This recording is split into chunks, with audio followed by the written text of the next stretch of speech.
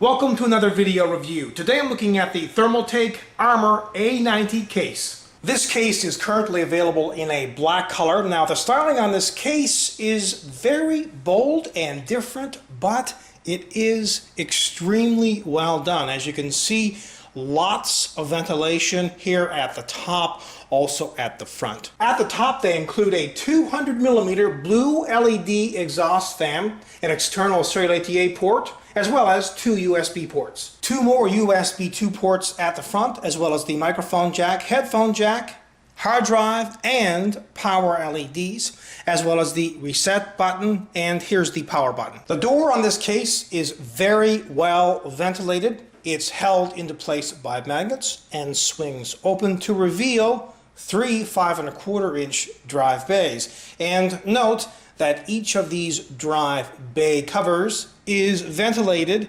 and it doubles as a dust filter. And they include one 3½ inch drive bay. Now this front bezel is very easily removed. All you need to do is pull at the bottom.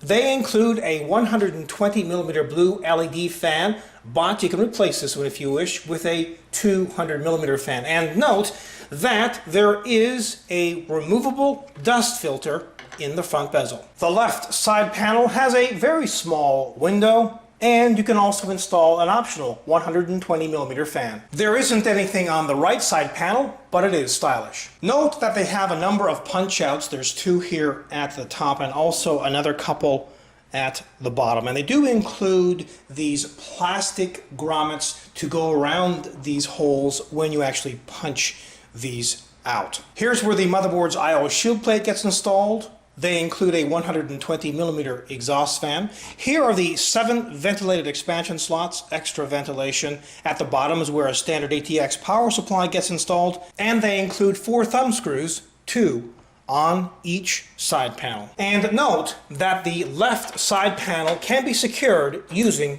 an optional lock. As well, there's a mouse and security keyboard lock. Now the idea with this is you route the keyboard and mouse cables through it, so it would make it much harder for somebody to take the keyboard and mouse. This is a mid-sized tower case, so there's not a tremendous amount of room to work, and the motherboard tray is not removable. Now, as I mentioned previously, there are 3 external 5¼ inch drive bays and 1 external 3½ inch drive bay. Well, there are also 6 internal 3½ inch drive bays. And note that the top 3 5¼ inch drive bays and the bottom 6 3½ inch drive bays have a toolless design. And as well, a 2½ inch drive can be installed at the bottom. They do include a hole on the motherboard tray for the cooler's retention plate, but there's really no cable management holes to be seen. Also at the bottom, they have a little power supply bar here where the power supply rests on, and this moves back and forth depending upon the length of the power supply. At the bottom are 4 soft plastic feet. They kind of feel like rubber, but they're almost too hard for that. Also, they do include a dust filter, and this is removable for the power supply's fan. Finally, have a listen to the stock cooling.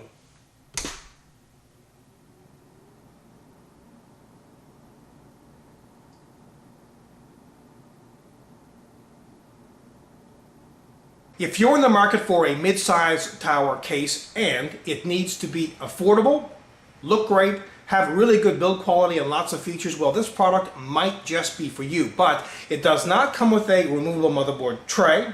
It's not aluminum.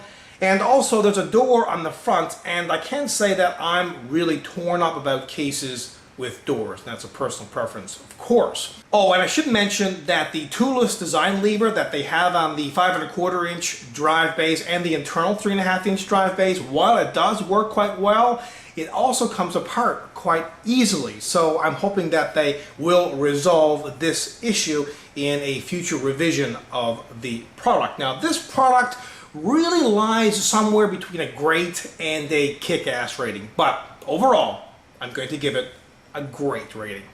Until next time, take care.